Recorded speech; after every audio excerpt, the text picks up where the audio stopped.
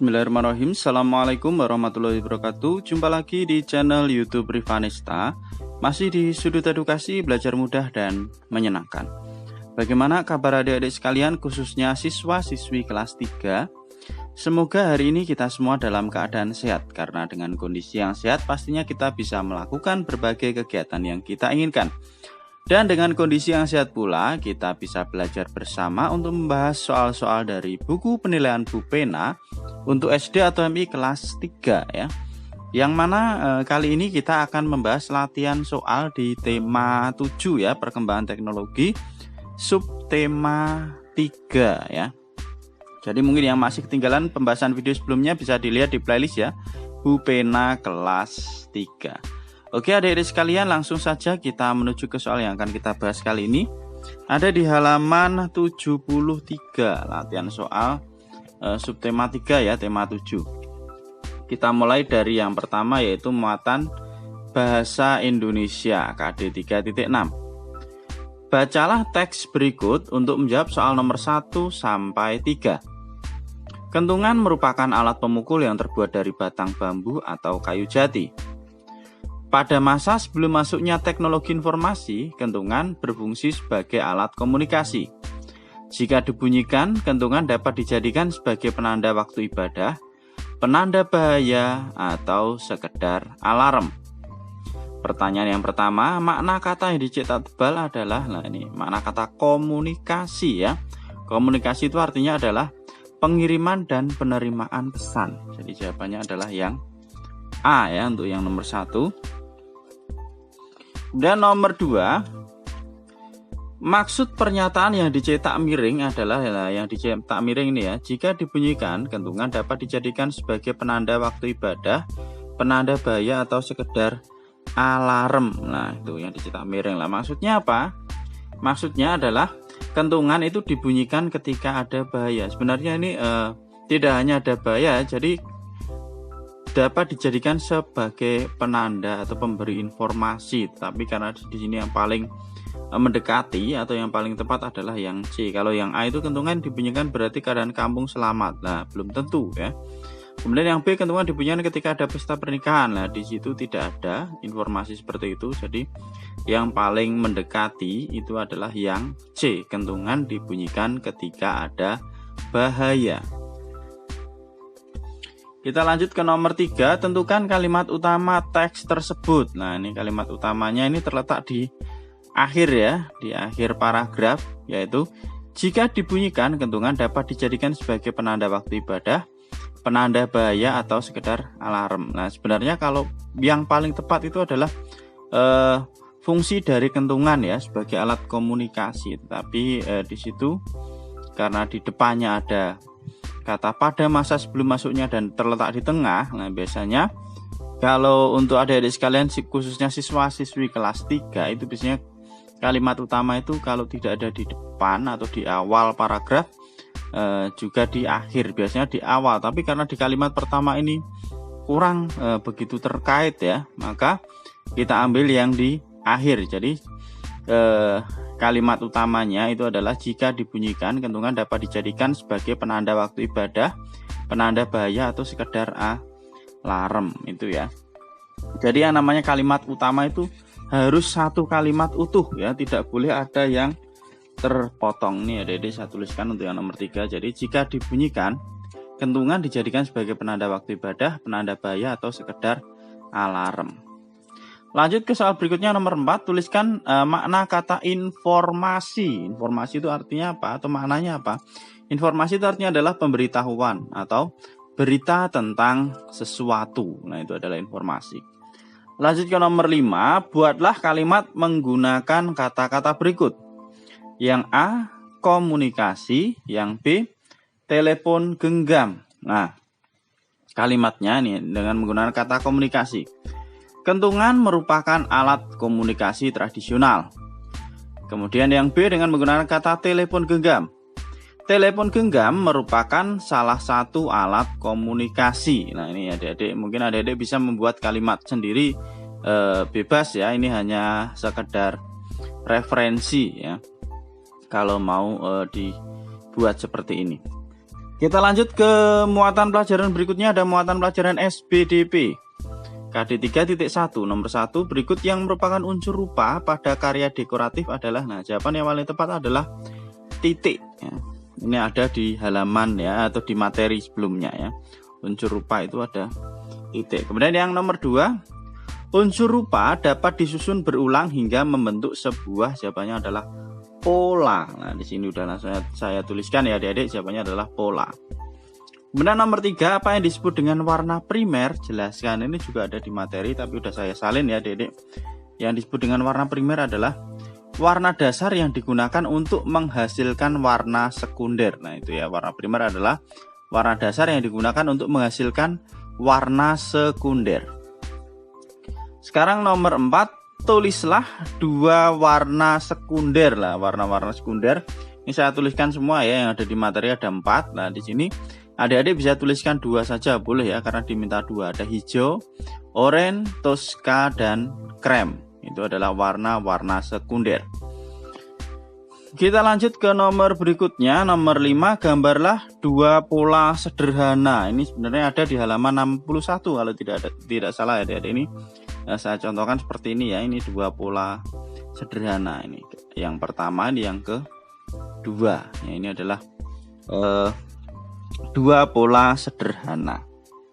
Oke adik-adik, mungkin ini untuk muatan pelajaran SBDP. Sekarang kita lanjut ke muatan pelajaran berikutnya, ada matematika KD 3.10. Nomor 1, keliling bangun datar berikut adalah, kita lihat ya bangun datarnya. Nah ini, jadi yang namanya mencari keliling itu berarti kan berputar ya. Misalnya kita mulai dari titik P, mau berputar ke S dulu enggak apa-apa, mau ke Q dulu enggak apa-apa ya. Ini jadi mulai dari P, berarti PQ ditambah QR ditambah RS ditambah SP. Kita lihat di sini yang APS. Nah berarti kalau ke PS ini berarti ke SR ya harusnya ya, PS kemudian QS. Nah QS enggak nyambung ya, dari yang namanya keliling pasti ini ke sini, ini ke sini, atau kalau enggak ya misalnya PS sama RS itu boleh, tapi kalau SR lah ini tidak nyambung ya.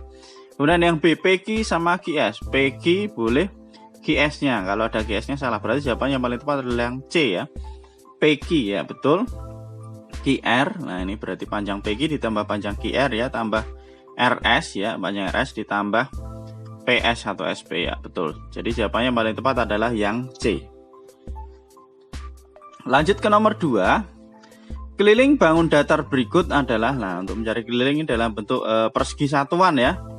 Kita hitung dari sini ya, yang dari bawah dulu ya, ini 1, 2, 3, 4, 5, 6, 7 ya, ini berarti ini 7. Kemudian ini ke atasnya ada 1, 2, ini 2, ini juga sama berarti 7, sini juga 2. Kita hitung ya, 7 ditambah 7 ya, bergampang 7 tambah 7 14, 14 ditambah 2 tambah 2 4, berarti 14 ditambah 4 berapa? 18 ya adik-adik jawabannya. 14 ditambah 4 hasilnya adalah 18. Atau kita hitung dari sini juga ada 7 ditambah 2 berapa? 7 tambah 2 9, 9 ditambah 7 16, 16 tambah 2 18. Jawabannya yang B. Jadi menghitung keliling seperti itu ya adik-adik, ini putar berapa gitu. Oke, kita lanjut ke nomor 3. Jika panjang sisi satu persegi satuan sama dengan 1 cm, keliling bangun datar berikut adalah, nah ingat ya adik-adik, yang namanya keliling, nah berarti ini ke sini, ini ke sini. Nah ini karena belok-belok berarti hitungannya satu-satu ya, tidak bisa langsung dihitung ke sininya berapa 3. Nah ini ya tadi ya, kurang teliti, langsung saya hitung ke sininya 3, harusnya satu-satu. Jadi ini kita hitung dulu yang bawah ini, berarti 1 2 3 4 5, ini berarti 5 cm ditambah ini 1 cm berarti 6 ya, tambah ke sininya 1 7, tambah sini 1 8, ini 1 9, 1 10 ya, berarti ini sampai sini udah 10 ya. Jadi ini setiap belokan ini 1 karena panjang sisinya 1 persegi itu 1 cm ya, ini 1 cm. Oke, berarti ini tadi sampai sini adalah udah 10 ya. 10 kemudian kesininya berapa? 1 2 3, 3 berarti 13 ya. 13 ditambah kesininya 3 berarti 16. Jadi keliling bangun berikut adalah 16 cm. Jadi ini 5, ini kesininya 5 ya, kita hitung tadi 1 1 1 1, ini 5. ditambah 3 ditambah 3, hasilnya adalah 16 cm. Kemudian nomor 4, tebalkan keliling bangun datar di sampingnya. Ini kita tebalkan ya dari pakai penggaris, harusnya ini kan udah tinggal ditebalkan saja. Sudah ada dalam bentuk titik-titiknya. Nah, jadi kelilingnya seperti ini, kita tebalkan. Ya.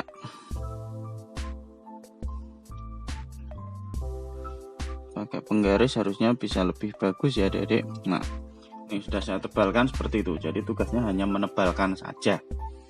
Kemudian kita lanjut ke nomor 5. Buatlah bangun datar yang memiliki keliling 22 cm dengan bantuan persegi satuan. Nah, 22 cm dengan bantuan persegi satuan ini kita buat sama seperti kayak nomor 3 ya. Cuman kalau nomor 3 ini adalah 16 cm. Kalau ini kita diminta 22 cm. Lah ini Adik-adik bisa dibuat. Nah, ini juga sebaiknya pakai penggaris ya. Nah, ini buat kesininya ada 1, 2, 3, 4, ada 5 kotak ya. Kemudian kesini ada 5 kotak juga ya. Berarti ini 5 kali 5. Kemudian atasnya kasih ditambah 1 kotak lagi. Biar pas nanti dapatnya kelilingnya adalah 22 persegi satuan atau 22 cm ya. Jadi kesininya 5 cm, ini 5 cm, ini 6. Jadi Adik-adik semua tinggal buat kotak-kotaknya aja. Di sini ada 5 kali 5. Kemudian ditambah 1 lagi atasnya, nanti pas. Coba kita hitung ya. Ini ada 5 kotak, berarti artinya 5 cm ya, karena panjang sisi satu persegi satuan sama dengan 1 cm. Ini 5 cm, ini 5 cm, kemudian ini 6 kotak, berarti 6 cm. 1, 2, 3, 4, 5, 6. Nah, kemudian ini tambah 1 kotak, berarti kan ini 1 ya. Sininya 1 cm, 1 cm, berarti udah ada cm ya. Kemudian ini 1, 2, 3, 4. Berarti 5 tambah 5, 10, 10 tambah 6, 16, tambah 1, 17, 18, ditambah 4, 22 cm. Itu ya Adik-adik semua. Untuk yang matematika berarti sudah kita bahas. Sekarang ke muatan pelajaran terakhir, yaitu PPKN. Nomor 1, Adi seorang yang dermawan, Tony seorang yang rendah hati. Cerita di atas merupakan keberagaman dalam hal, jawabannya adalah sifat yang A. Nomor 2, semboyan bangsa Indonesia tentang keberagaman adalah, nah semboyannya adalah Bhinneka Tunggal Ika ya, yang artinya walaupun berbeda-beda tetapi tetap satu. Ini saya tuliskan ya, semboyannya yaitu Bhinneka Tunggal Ika. Kita lanjut ke nomor 3. Kerjasama dapat membuat pekerjaan menjadi titik-titik selesai. Nah, jawabannya adalah cepat selesai ya, nomor 3 ini saya tuliskan. Jadi dengan bekerja sama maka pekerjaan akan cepat selesai.